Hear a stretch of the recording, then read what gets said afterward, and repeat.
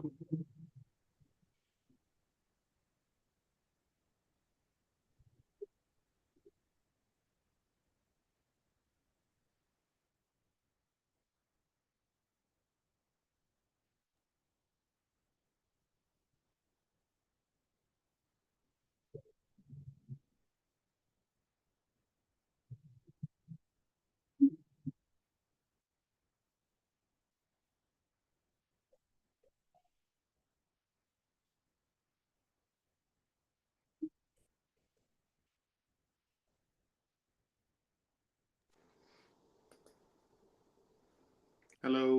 hello, hello, hello. Good morning. Can you hear me, guys? Good morning. Morning, sir. Good morning. Please. Thank you. Yeah, good morning. Thank you. Thank you. Yeah, please, my name is Toyin. Good morning. Morning, sir. Please, I don't know if it's possible because I'm driving to the uni. I won't be able to answer questions, but I would love to listen to it. Is that possible? Yeah, that's possible. You can continue to be online, not a problem, and you can mute your microphone. And I would want you to drive safe. So obviously, once you reach your uni, you can obviously ask me questions later, and I'll ensure that a copy of recording is sent to you. Okay, sir. All right. No All worries. right. Thank you very much. Thank you. Thank you. So, guys, we'll be making a start. I've got a couple of you who have joined. Thanks for joining in. And I hope you're able to see my screen. So, we're going to start off today with regards to discussing, English reading part first. And what I want to do in the English reading part is look at covering one of the sections which definitely has 2 or 3 questions when you do the exam. And that refers to, identifying implicit and understanding how inferred meaning of texts can be, deciphered. So essentially, what it if we talk in, say, for example, plain simple language, what we are looking at is going into details of when I say something and how do I say that explicitly. That means I make it absolutely clear that this is what is to be done. And then when I say something implicitly, what I mean here is I'm trying to imply that this is what I mean, and sometimes it can have 2 different connotations. So in English, obviously, when we do get to read passages or paragraphs, you would generally see that, when you read, for example, poems or stories or different types of genres, fictional, let's say, for example, if you're reading a novel and it was a fictional novel, sometimes you would see the author would actually use English in 2 different ways. One is he would define or say something in a paragraph or a passage which would be explicit, and sometimes that same paragraph or meaning in a different connotation would be having implicit meaning. So what we want to be able to do in today's understanding of this particular topic is to understand how are we going to differentiate between what is said implicitly and what is said explicitly. And I'll take up a lot of examples to make you understand the difference in the meanings of when we say text or write text in a way wherein we want to be absolutely clear, which is explicit, and sometimes we write text in a way wherein we want the reader to infer the meaning rather than, in a way, I would also say, I would not like to spoon feed or make it absolutely clear, but I would like to give them an understanding that this is what I'm saying. And in such cases, what that means is implicit way of providing or sending communication. Now, this particular section is important because when you look at reading test in particular, on your English exam, there are at least 3 or 4 questions totaling up to about 5 to 6 marks which come in the test. And there would be passages or comprehensions that you are required to read. And when you read these comprehensions, there would be multiple choice questions or questions which will require short answers, which you'll need to put in terms of getting those right. So when I say short answers, they would be related to things like you read a text and then you answer the question and decipher its meaning or basically make the meaning of the text clear in the exam. So let's get into this and look at some of the discussion points that we're going to be looking at today in today's session for this particular topic, which is implicit and inferences of words or text that we want to look at. Now, the main point that we want to look at is understand what are facts. So, how do you look at saying things explicitly and how do you say things implicitly? There are going to be different ways in which you can say this or discuss this when you are communicating with colleagues, staff, or, for example, friends or family. Now, sometimes we convey text or we say something which is basically going to use facts. That means the Eiffel Tower is in Paris. Now, this is a fact because when I say the Eiffel Tower is in France is also a fact, but what I want to do is I want to make it absolutely clear where the location of this particular landmark is. I would say this is in Paris. Now, if I say something which is going to be related to that, a lot of people get up in the morning and they do they go for a jog or they go for a walk. Now, this is an opinion because I'm not able to back this up with certain numbers or statistics, and that is why it is an opinion. Now, if you ask me personally, and if I ask some of you, do you go for a morning walk or do you go for a jog in the morning before you go to the office? This is an assumption that I'm making, but not all people might be doing it. There will be some people which will do it. So, because it is not backed up by any sort of statistics or data or some sort of study, then this would become an opinion that I generally feel that a walk in the park in the morning is good for your health. Now, this is again an opinion statement because I feel, because I've introduced a word I, and I normally say that this is something which I am saying. Now, if I were to say that doctors prescribe that if you have a 15-minute walk in the morning, it is good for your blood circulation. Now, because this is coming across as prescribed by doctors and it is backed up by some study, this will be treated as a fact. But when I say that I would prefer that people do, say, a 15-minute brisk walk in the morning before coming into the office, this would be treated as an opinion because it is not backed up by a data or by, say, scientific data, or in some cases by an authority. We also need to know that when things are like said and they are biases, or whether they are, absolutely supporting a fact or an opinion. Now, sometimes what happens is when I use the word bias, if I, because we want to understand how do we get to the implicit and explicit meaning of the words, we need to understand these terms as well. Now, bias is generally defined as I would say tendency. When you say something, you're going to favor somebody or you're going to go against somebody or you're going to be unfair. So bias essentially, if you see and if you're asked to define, then it is going to be a tendency that you are looking at in terms of either favoring someone or being, say, unfavorable to someone. And this is often subjective to opinions rather than objective analysis. So you might have a bias towards something. An example of that would be, and just to give you an example, because obviously this has been the policy of Labour government, and obviously what they're doing is they're putting taxes or VAT on private schools. So if I say a statement like private schools provide much better education than public schools, or grammar schools in this case provide better education than state schools. Now, this is showing a bit of a bias because there is no data here to prove that this is actually a fact.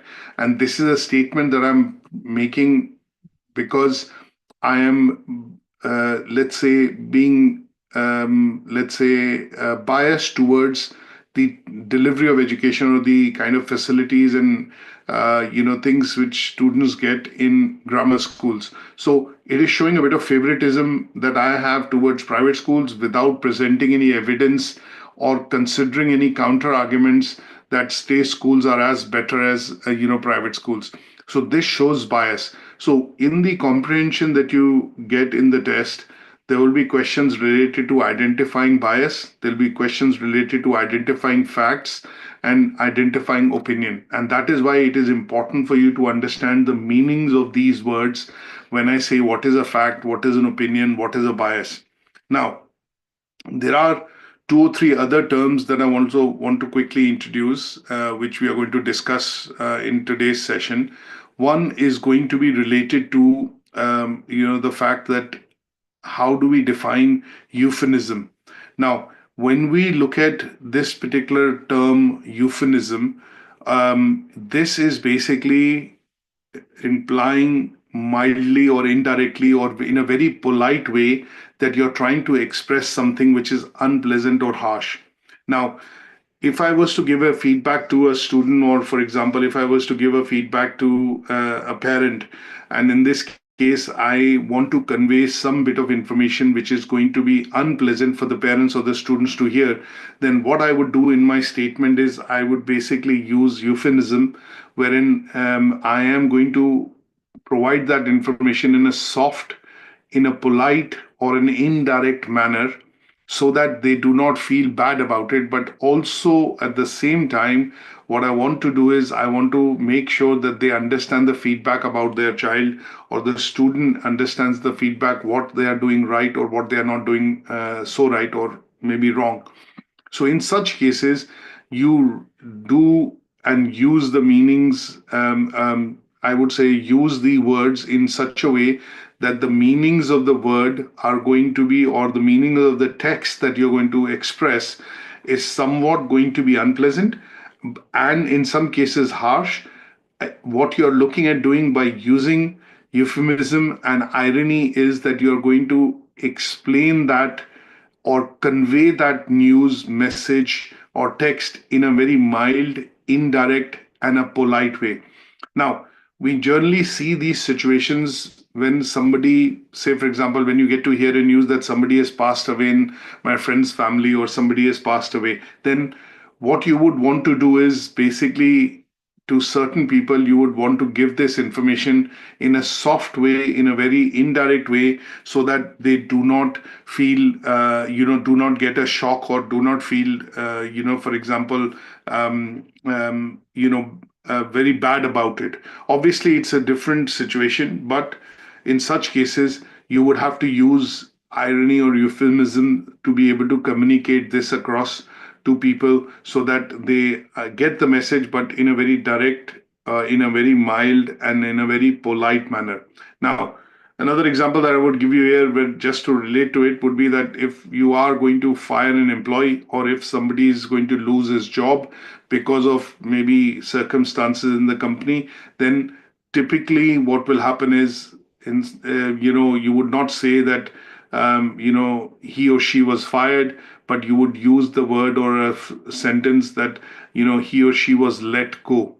And that would be a way of saying the same, having the same meaning of the phrase that she was fired or he was fired, but in a same way you would use it and say I or he or she was let go, which is making it slightly mild, it is making it polite, but it is expressing the same meaning of the text, that yes, the employee was let go, that the employee was fired, or the employee was made redundant.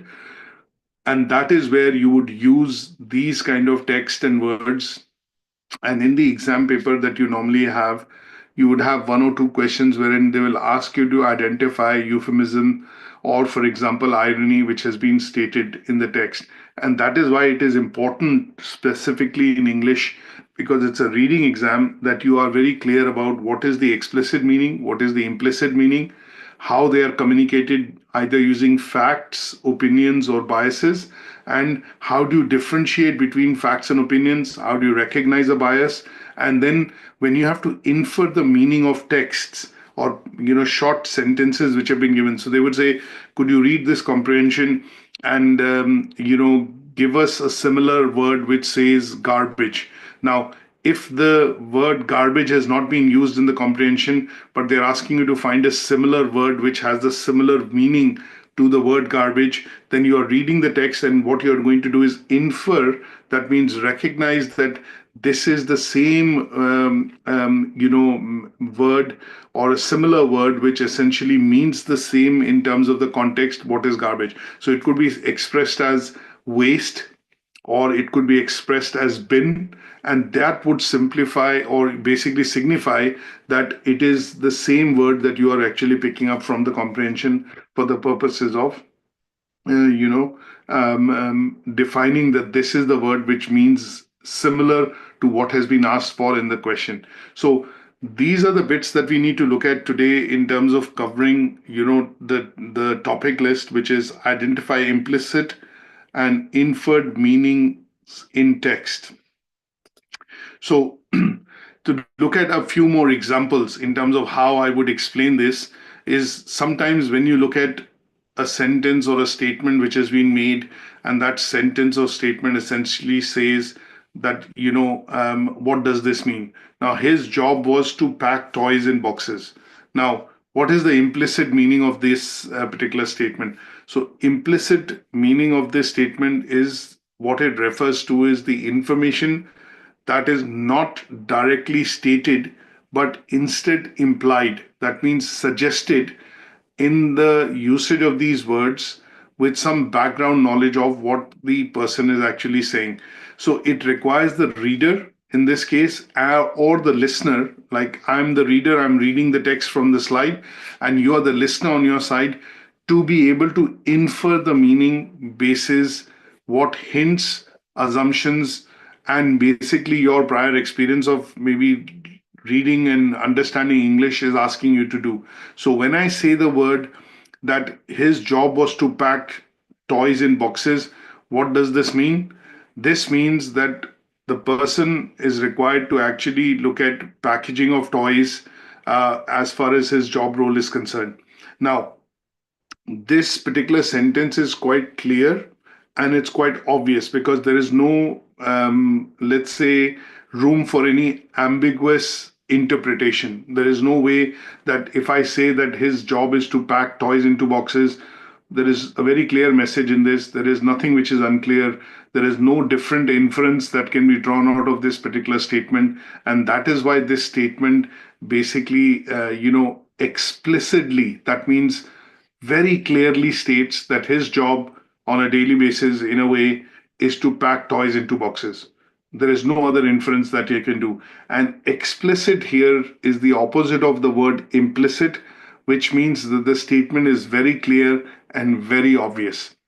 Now, if I look at implicit, implicit is exactly as I mentioned, opposite, wherein you would want the reader or the listener to actually infer the meaning based on the hints and assumptions and your experience that you are having when some sort of a statement is said. Now, if I look at another statement here, if I say John is afraid of the dark, if I say John is afraid of the dark, what kind of statement is this? Explicit or implicit? If I use the word or a statement to say John is afraid of the dark, is this implicit or explicit? Now, this is an explicit statement because I'm using the word, I'm saying things in no uncertain terms. I'm saying John, which is the person, is afraid of the dark. That means he is afraid of the dark. If we switch off the light in the room, or if the light goes, or if he goes into an area which is not, adequately lit, the person will feel that he is in an area and it will make him uncomfortable. Now, if I have to say the same sentence in an implicit way, how would I put this across? There could be a number of ways in which I can use this, but one such way of putting this statement across would be John refused to enter the basement without a flashlight. Now, without a torch or a flashlight, John refuses to go into the basement. Now, there are lots of different meanings that I can infer into this. Number one, that John has not been into the basement for quite a long point of time. So he's very unsure about going into the basement. The second could be he could be afraid of the dark. Or third, he could be afraid of the unknown in terms of what all is available or what all is there in the basement, because he hasn't been into the basement for a number of he has never been into the basement. Let's put it this way. Now, this statement can have more meanings in terms of how do I interpret this. So when I say implicit text or statement, John refused to enter the basement without a flashlight or a torch, it means if I have to infer this statement that John is maybe afraid of the dark or is maybe afraid of going alone into the basement, or is maybe not wanting to go into the basement, and that is why he's creating or is basically looking at creating a reason saying that I can't go, it is too dark, or I can't go without the light in the basement. So here, some part of the interpretation of how the statement is put across is left to the reader or the listener to interpret, and that is why this sentence or a statement would be essentially implicit. So implicit text is often used, I would say, if you look at now this context, and if you wear the thinking hat on, you would say, how do you or where do you use implicit sentences?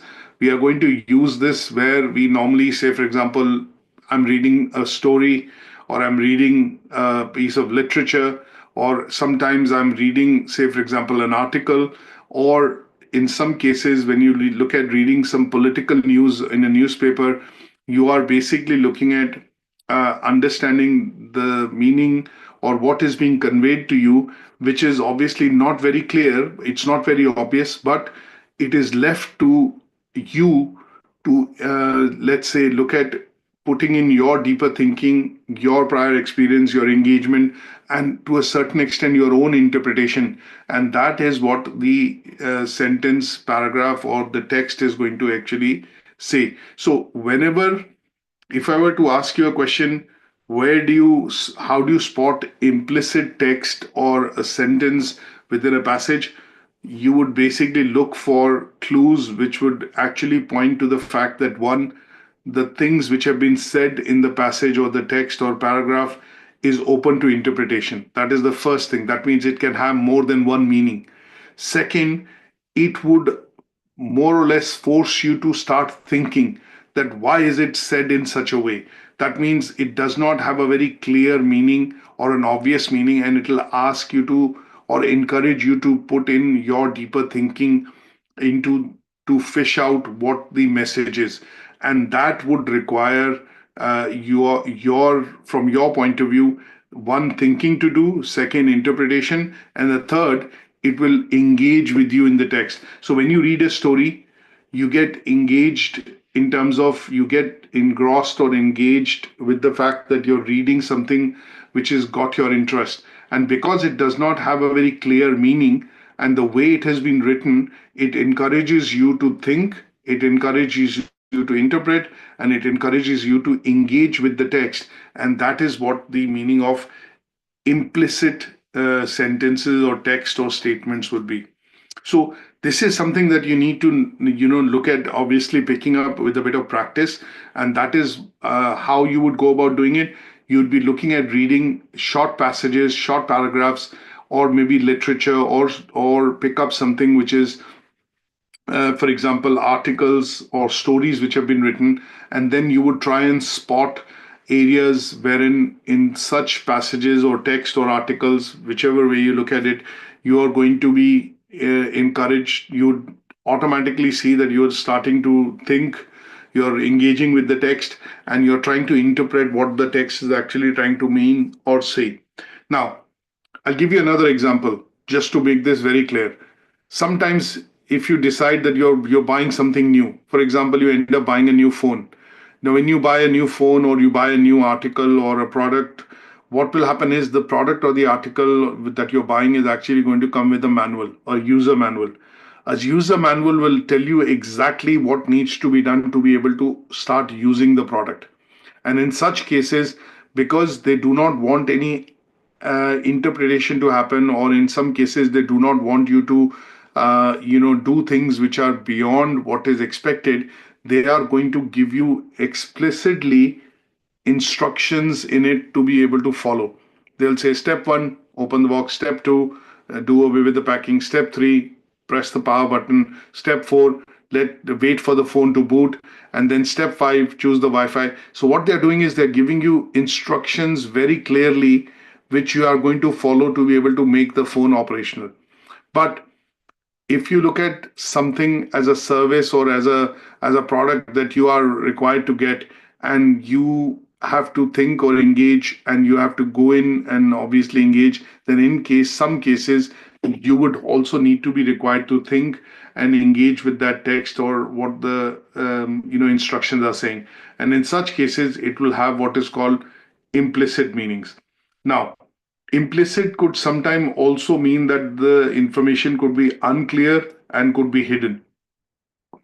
Now, if I look at, in some cases, an example that where do you think the information is sometimes unclear and hidden? Let's look at this particular sentence on the slide, which says, her romantic mind was like tiny boxes, one within the other. Now, what this is a sentence which obviously means something when somebody is saying, but we need to be able to decipher what the person is actually saying. So there are a couple of meanings that you can get from this statement. So it says our brain was made up of small boxes. Is the statement implying this? Probably not. It is not literally implying that her brain is made up of small boxes. It is saying her mind was complex and full of different thoughts, and that is what this particular statement means.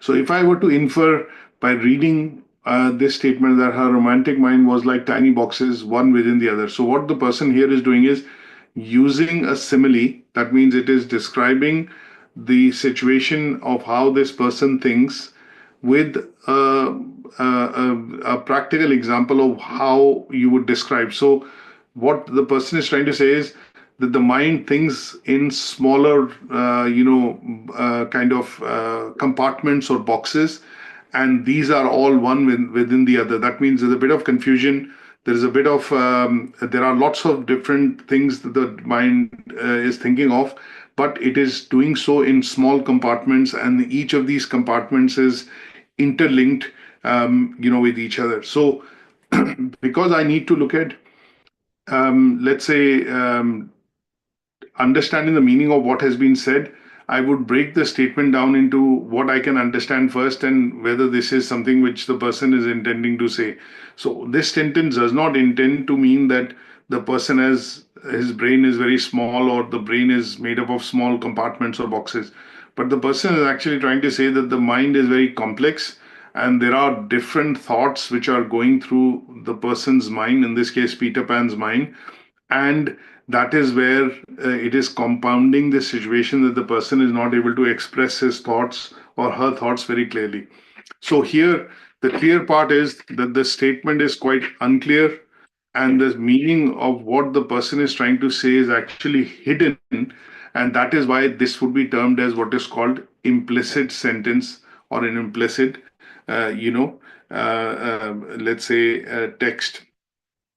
Now, as I mentioned in the first part, when you look at implicit, here you would need to look at finding the meaning, which is the inferred meaning of the text. And you would need to understand this in a way wherein, when I say understand this, you would need to engage, you would need to think, and you would need to interpret. And the interpretation can only happen if you have some prior knowledge and you are applying reasoning to it. So the implicit text always would require you to infer the meaning of the text. That inference would essentially happen by deeper thinking, putting some thinking or applying your thinking to it. You would require to do engagement in terms of understanding why is the sentence said, what was the context of it, what is the background, why the person made the statement, and then you would have to interpret it by looking at picking out hints and clues, maybe your prior knowledge and experience, and some reasoning to find out what the person is actually intending to say. Now, another example of this, when you have to look at what I would say is, for example, Sarah slammed the door and threw her backpack on the floor before sinking into the couch with a deep sigh. For example, this is a big sentence, but if I say this, that sometimes when you have kids coming back from school, coming home back from school, what they would do is if they've not had a good day, what they would do is obviously they'll throw the bag onto the floor when they get into their room. They'll close the door and obviously just sit into the bed and then, show an expression as if they are quite unhappy.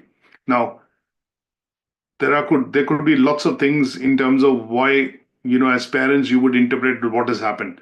So one, obviously, you look at the child has come into the house and obviously, threw the bag on the floor, and then, they've slammed the door. Now, this could be because it is giving you different signs or different signals. Slamming the door or throwing the bag could show that this person is frustrated, very upset, and in some cases, disgusted with something which would have happened during the course of the day. And then when they look at sitting on the bed and give you a particular facial expression, that would also say that they might be angry, they might be unhappy, and this is what you're expected to draw out from that particular situation. So imagine if this happens very quickly. Your child comes into the house, throws the bag on the floor, gets into their room, slams the door. Now, you would, by the time you react, you would say, hang on, what has happened? What's wrong with her today, or what's wrong with him today? You would say that, and then you would start thinking that what has happened. Why is this? Why is she? The person is normally not very rude or very uncomfortable like that, but why is it suddenly this behavior today? So it'll beg you to think. It'll ask you to start asking questions that why is the person doing this? She's not like that. She normally comes in very calm, says hi, hello, put her bags down, and then go into her room. But today it's exactly the opposite. But because you've seen a situation where you're asked to think, and suddenly your senses are thinking that why is this behavior today?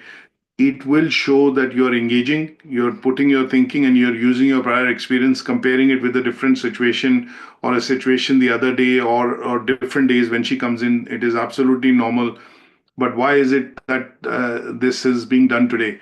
So you would kind of interpret and infer the situation for today being that maybe she's upset, maybe she's frustrated, maybe something has gone wrong today in terms of the day, or she's not had a good day, and that is why she's showing this particular reaction. So this is where you would be looking at inferring the meaning of today's context that you've seen. For example, today's events that you've seen, that your child comes in, throws the bag on the floor, slams the door, and goes and sits on the bed, and then shows a different impression and is not willing to engage with you, and you find this very surprising, you find this very uncomfortable, and you start thinking. And that is what we need to know when we look at. So here you are forced to implicitly, that means you're forced to infer and decipher what has happened today. And you're going to be asking questions that what happened, why are you in such a bad mood today, or what has happened, please explain, or tell me, how can I help you? And you would need to get into it to be able to understand the context behind why this behavior has been shown. And that is what would be the implicit oblique the inference part of it that you will get into. Is that okay? Any questions on this so far? Any questions, anybody? So feel free to ask if you have any questions. Now, let's quickly go across into one or two other things in terms of what is the meaning. And when I look at, now look at taking some examples, because we want to look at bits and pieces that we have covered. What is implicit, explicit, what is fact, what is opinion, what is bias.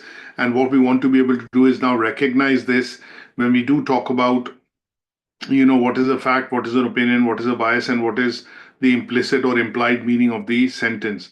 Now, when you look at facts, you're looking at facts which are primarily going to be statements that can be proven through some sort of evidence, observation, or verification, right? Now, a fact would be that the earth orbits the sun, just as an example that I would give you. Now, why this is a fact? Because it's been scientifically proven and shown through astronomical observations that earth goes around the sun. And why is this a fact also, to a certain extent, if you think, is because we have night and day, and when the earth is rotating or going around the sun in terms of its orbit, there are parts of the earth which see the sun, face the sun, and those sides which is facing the sun would have a day, and as the earth rotates around the sun, that side would also not be facing the sun, and it will go into night. And that is where it is also been scientifically proven that the earth orbits the sun. And because of the day and night shifts, or the patterns, or the seasons that we get to see, it has been proven over the centuries that Earth goes around the sun. And that is now a fact. So if you see a statement that 24% of people do things in the last minute. For example, if you're going to catch a train, there is certain things that you need to do. 24% of those things, you're going to do in the last minute. Now, because there's a statistics or numerical data attached to it, will go to show that there is some research and some observations which have been done, which is where this 24% has come from, and that is why this becomes a fact. Now, when I say Usain Bolt runs 100-meter in 9.59 seconds, is this a fact or an opinion? Any ideas? Is there a fact? Is this a fact or opinion? Now, if I were to say the same sentence that Usain Bolt can run 100 meters in under 10 seconds, this could be an opinion because there is no definite time. And what I'm assuming is that because he has made successive records over the years in Olympics and he has run the 100 meters under 10 seconds, is basically something that I can, form an opinion on. But is this going to be a fact? Probably not, because the day on which he runs, the weather condition, his personal fitness, and obviously who is he running against, what competition is he running against or in and participating, would all be certain parameters which would influence sometimes how much is he going to clock when he runs the 100 meters.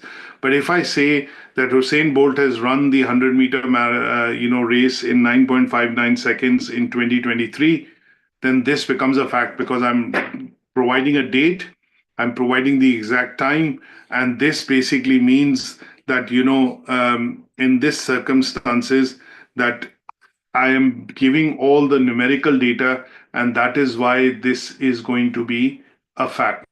But if I did not say this, and if I,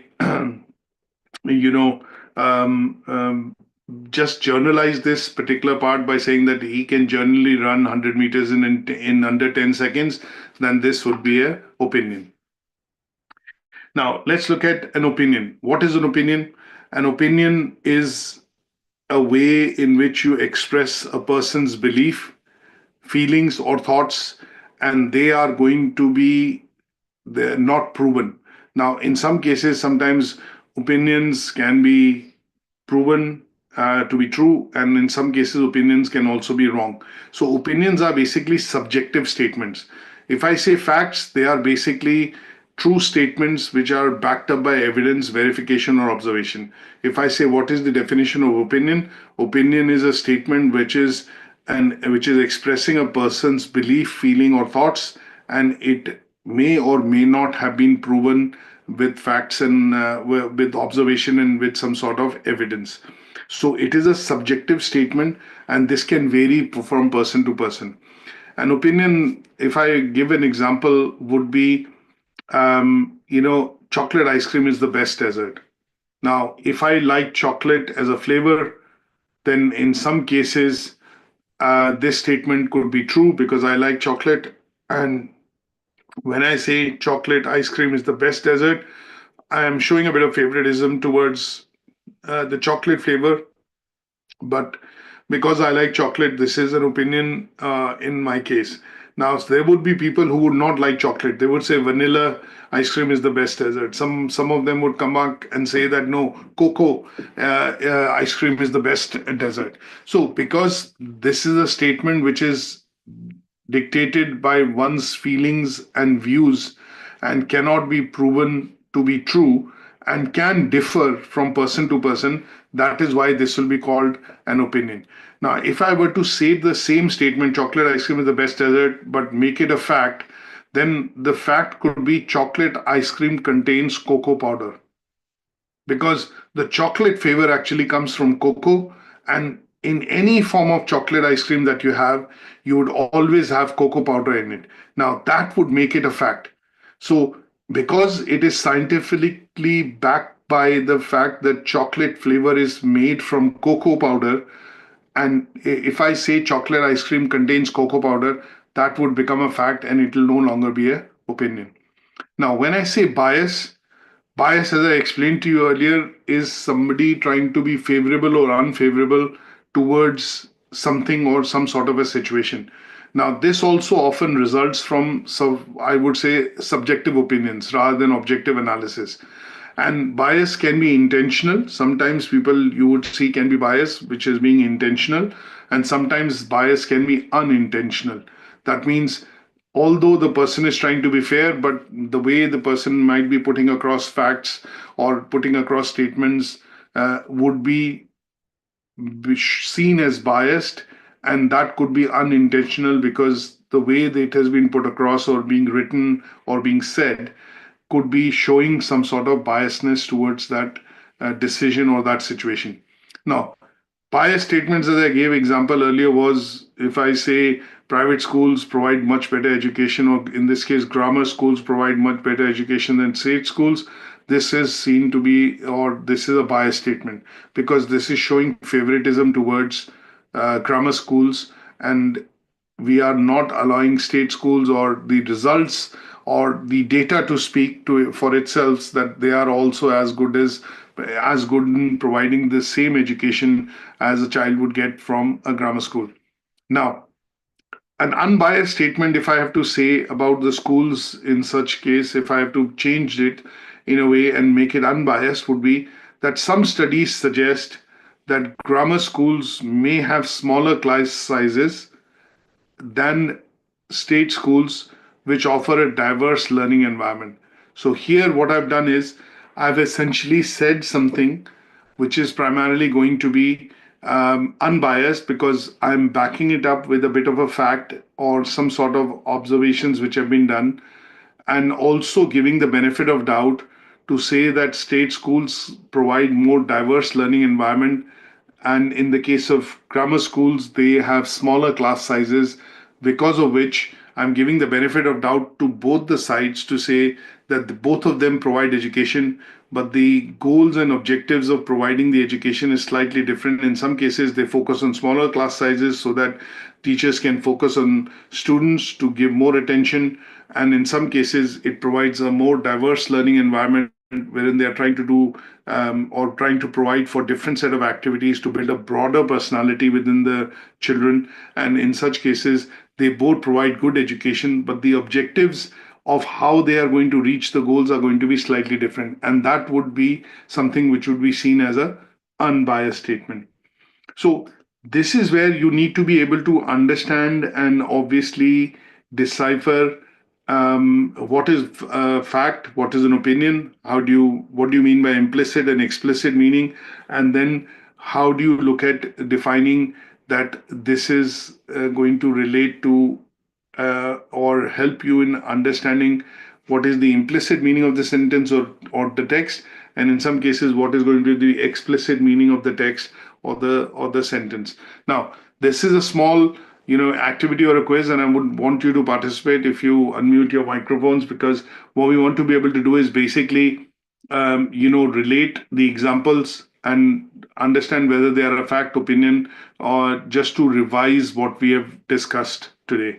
So the first example is, you can unmute your microphones and obviously participate. The first example is, the bacon is too salty. Now, is this a fact? Is this an opinion? Fact.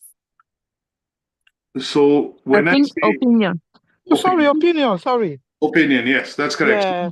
I totally agree. So this is an Sorry. opinion because I might want less salty food, or I like less salt as a flavor in my food. So for me, it might be subjective. So this is, and the bacon is too salty is an opinion. Now, bacon is made of salt. Is it a fact or is it an opinion? It's an opinion. So Because when we look at bacon and when we look at preserving bacon, It's a fact. is a fact. Yeah. Because bacon always has some part, Yeah. for storage and packaging, some part of salt is put in the bacon because it helps to preserve it and give it more shelf life. So bacon is made up of, is made in salt or has some salt in it, is a fact. Now, Stockholm is the capital of Sweden. fact. Is a fact. Very correct. Now, Stockholm is a fantastic city to visit. is a Opinion. is an opinion, because a lot of us who haven't visited Stockholm, like for example, I've not been to Stockholm, but I've seen good things being talked about, that this is a good city, it has good architecture, good people. It might be an opinion for me because I haven't experienced it firsthand. But if I visited Stockholm and I do say that Stockholm is a fantastic city, then I would be saying it because I've visited, and that would be a fact. Opinion. Now, the company was established in 1975. Is a fact.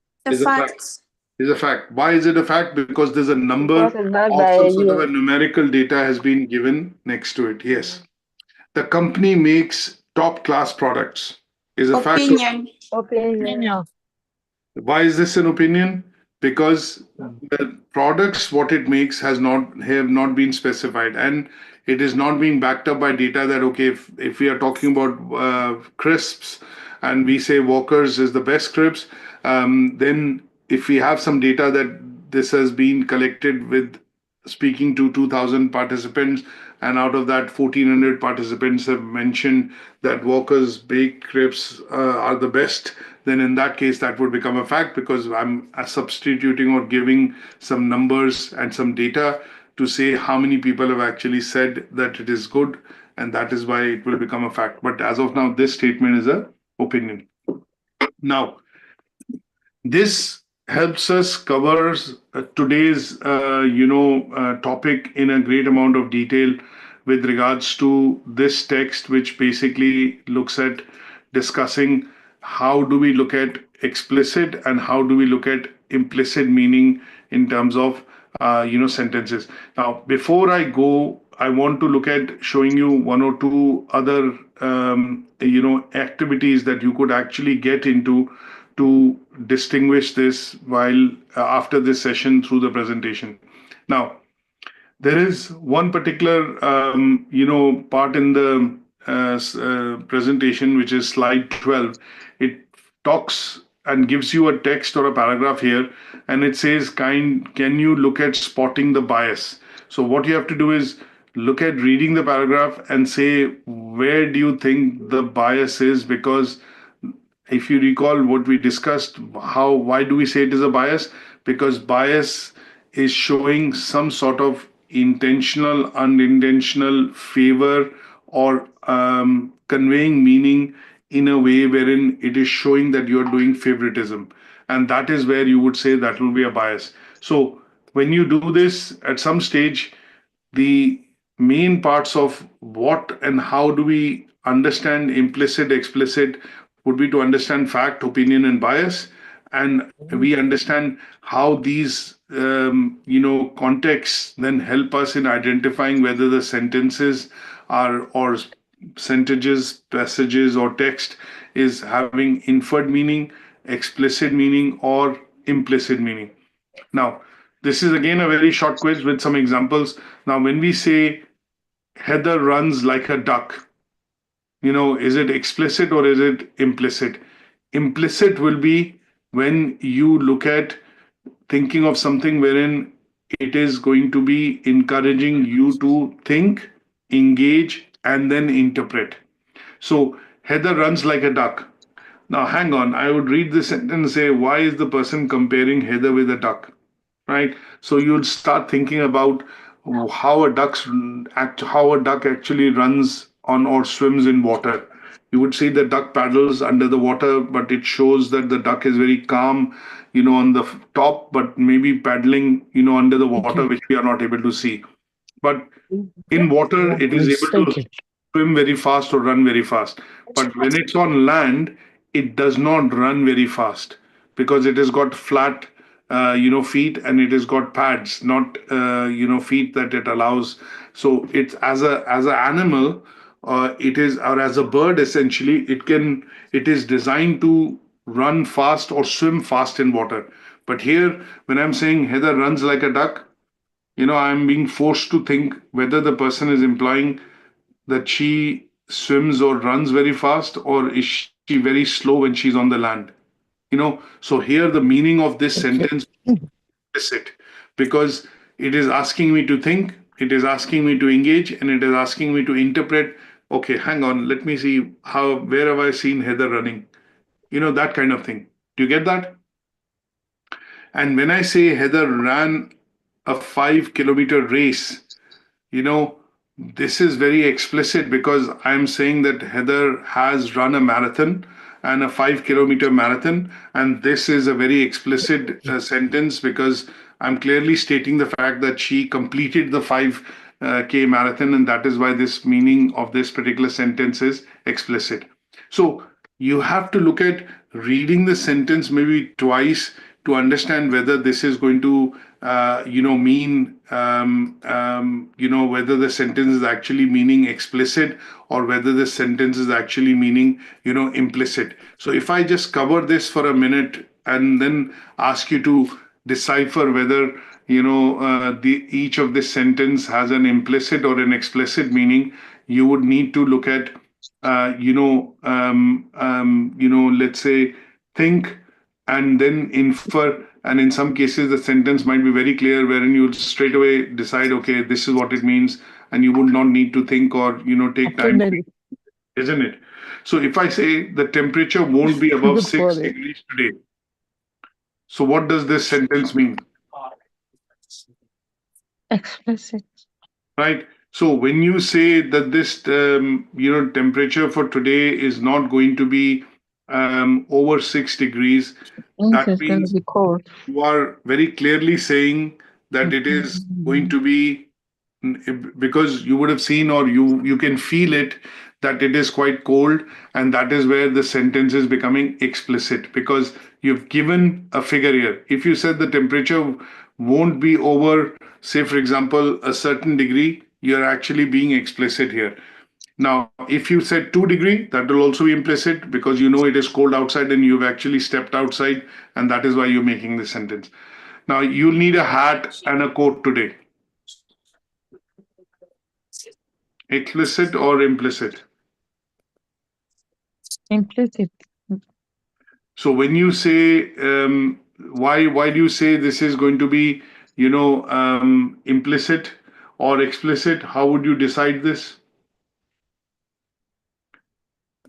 Because of the fact that you're saying you'll need, but you're not saying you will need a hat, but in some way you've specified that today there's a date, that today. But what that today is, it depends when you would have said this sentence. If you said this sentence in, for example, January or in February months, then you would imply that it is very cold outside, and that is why you would need a coat and a hat. Or maybe in the autumn months when it is quite windy in September or October or November, you would have specified this. So again, this is open to interpretation. You could need a hat and a coat because you are going into a very windy weather. It could also mean that you're going into something which is very cold, and that is why you need this. And because it is open to interpretation, it will be an implicit sentence, right? If I had said that it is very cold outside, and in January, whether you would normally need a hat and a coat, then this would become explicit because I've specified the month January in which it is understood that there is winters.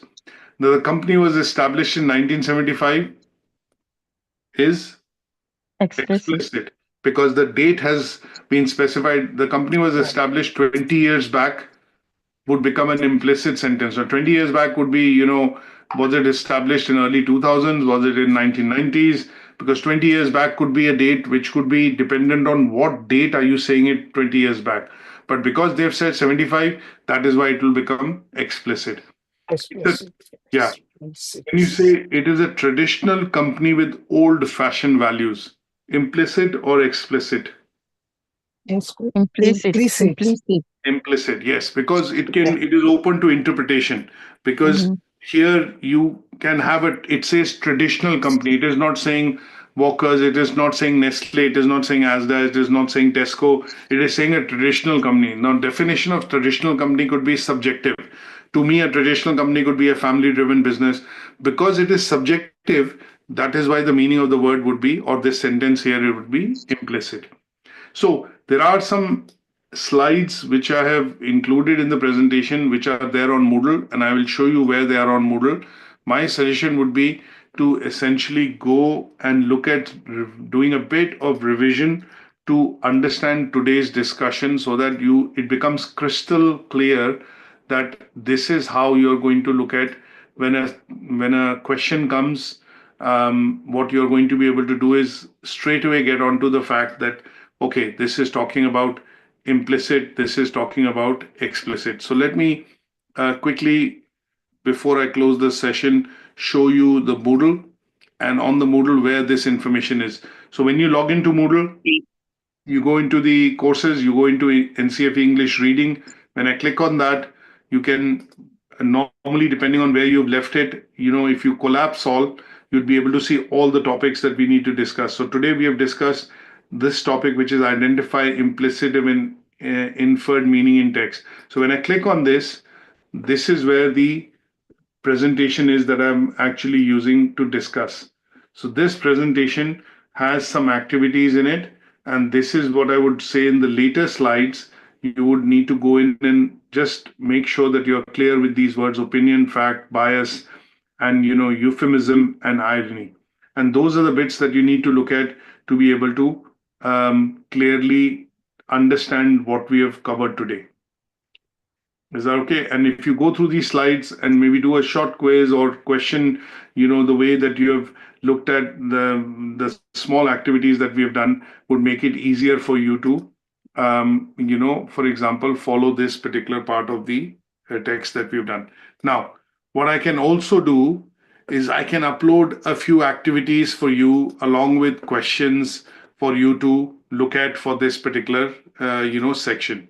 And they would help you essentially, practice some part of it. So let me just upload one or two such activities here.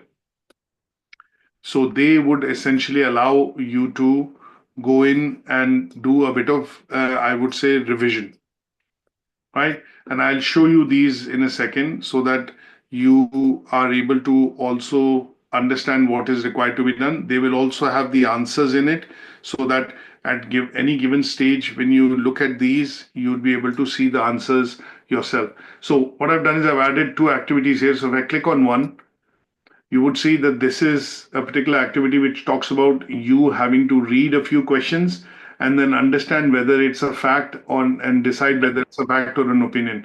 So what I've done is I've given you a bit of a paragraph here, and it is a paragraph about aerobics. And then when you read it, what you need to do is answer the question, look at the sentence and say whether it's a fact or an opinion. Okay. And again, similarly, there's another activity where I've given you a bit of a paragraph to read, and then I've added a few sentences here to ask you whether it's a fact or an opinion. The same in the third one. And these 3 or 4 exercises, if you do, you'd be able to essentially, master and understand what we've discussed today in a great amount of detail. Is that okay? And what I will do is I will put up the answers also so that at any given stage, when you do decide that you want to look at the answers, you would be able to look at the answers as well. Is that okay? So religiously, don't go into the answers first. Look at the questions, go through this, and then I've uploaded the answers as well so that and with the explanation that why this is a fact, why this is opinion. But they will essentially be something that you look after you have done the, activity. Is that okay? Right, it's okay. Are we submitting it?